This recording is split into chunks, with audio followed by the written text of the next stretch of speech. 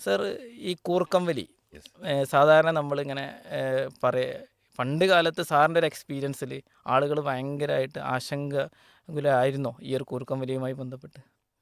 അതെ, അതെ. നമുക്ക് മുമ്പേ ഉള്ളൊരു മിഥ്യാധാരണ എന്താണെന്ന് വെച്ചാൽ, കൂർക്കം വലിച്ച് ഉറങ്ങുന്ന ഒരാൾ അയാൾക്ക് നല്ല ഉറക്കം കിട്ടുന്നുണ്ട് എന്നാണ് വെപ്പ്. അത് നിങ്ങൾ കൂർക്കം വലിച്ച് ഉറങ്ങിയിട്ട് പിന്നെ എന്താ ഉറക്കം തൂങ്ങുന്നതെന്നാണ് ചോദിക്കുക. കാരണം രാത്രി ഈ കൂർക്കം വലിച്ച് ഉറങ്ങുക എന്ന് പറഞ്ഞാൽ ക്വാളിറ്റി ഉള്ള ഒരു ഉറക്കമാണെന്നാണ് എല്ലാവരും വിചാരിച്ചിരുന്നത്. അതെ, അതെ. അപ്പോൾ നന്നായിട്ട് ഉറങ്ങുന്ന ഒരാളാണ് കൂർക്കം വലിച്ച് ഉറങ്ങുന്നത്, അല്ലാത്ത ആൾക്കാർ സാധാരണ പോലെ ഉറങ്ങുന്നു എന്നുള്ളതാണ്. പക്ഷെ ഇവർ പകലും ഉറക്കം തൂങ്ങുന്നത് കാണുമ്പം ഇവരോട് മറ്റുള്ളവർ പറയുന്നത് ഇതാണ്, അതായത് നിങ്ങൾ നന്നായിട്ട് ഉറങ്ങിയിട്ടുണ്ടല്ലോ പിന്നെ എന്താ ഉറക്കം തൂങ്ങുന്നത്. യഥാർത്ഥത്തിൽ അങ്ങനെയല്ല.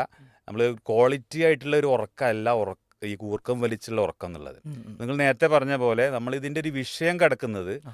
മറ്റുള്ള ആൾക്കാർക്കാണ്, പാർട്ട്നേഴ്സിനാണ് പ്രശ്നം വരുന്നത്. ഉം. അപ്പോൾ നമ്മളൊരു ഹോസ്റ്റൽ റൂമിലാണെങ്കിൽ മറ്റുള്ള റൂംമേറ്റ്സിനാണ് പ്രശ്നം വരിക. അവരാണിത് കംപ്ലൈൻ്റ് ആയിട്ട് വരിക. നമ്മളിപ്പോൾ ഒരു തലവേദനയോ പനിയോ ജലദോഷമോ അല്ലെങ്കിൽ എന്ത് അസുഖമാണെങ്കിലും നമ്മളാണ് എനിക്ക് അസുഖമാണെങ്കിൽ ഞാനാണ് കംപ്ലൈൻറ്റ് ചെയ്യുക. അതെ. പക്ഷേ ഈ കൂർക്കം വലി സാധാരണ കംപ്ലൈൻറ്റ് ചെയ്യുന്നത് ഈ കൂടെ നിൽക്കുന്ന പാർട്ട്ണറാണ്.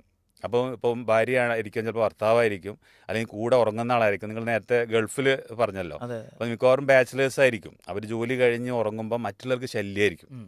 ഈ കൂർക്കം വലിച്ചുറങ്ങുന്ന ഒരു സാമൂഹ്യ പ്രശ്നമായിട്ടാണ് ഉണ്ടാവുക. അതെ. അപ്പോൾ നമ്മളൊരു ട്രെയിനിലൊക്കെ യാത്ര ചെയ്യുമ്പം നമ്മൾ സ്ലീപ്പർ ക്ലാസ്സിലൊക്കെ കയറി ഉറങ്ങുമ്പം മേലെ ഒരാളുണ്ടാവും കൂർക്കം വലിക്കുന്നത്. അതെ. അപ്പോൾ അത് ഭയങ്കര ശല്യമായിട്ട് ഇവർക്ക് ഉറങ്ങാൻ പറ്റാത്തൊരവസ്ഥയാണ്. ഉം. അപ്പോൾ ഒരാളുടെ ഒരു പ്രശ്നമല്ല, പക്ഷേ ഒരു സമൂഹത്തിനെ തന്നെ ബാധിക്കുന്ന രീതിയിലാണ് ഇതുള്ളത്. ഉം. മുമ്പത്തെ കാലത്ത് ഇത്രയധികം ഉണ്ടായിട്ടുണ്ടാവില്ല എന്നാണ് ഞാൻ വിചാരിക്കുന്നത്. ഉം. പക്ഷേ തടി കൂടിയ ആൾക്കാർ കുറവായിരുന്നല്ലോ അന്നത്തെ കാലത്ത്. ഇപ്പോഴല്ലേ നമ്മൾ ഭക്ഷണമൊക്കെ കൂടി അതെ. നമ്മളെ ജീവിതശൈലിയൊക്കെ മാറി എല്ലാവരും തടി കൂടുന്ന ഒരു അവസ്ഥയാണല്ലോ. അപ്പോൾ പക്ഷേ ഇപ്പം ആണ് കൂടുതൽ ആൾക്കാർ അതിനെപ്പറ്റി അവെയർ ആയിട്ടുള്ളത്, കൺസേൺ ആയിട്ടുള്ളതും അവെയർ ആയിട്ടുള്ളതും ഇപ്പോഴാണ്. ഉം.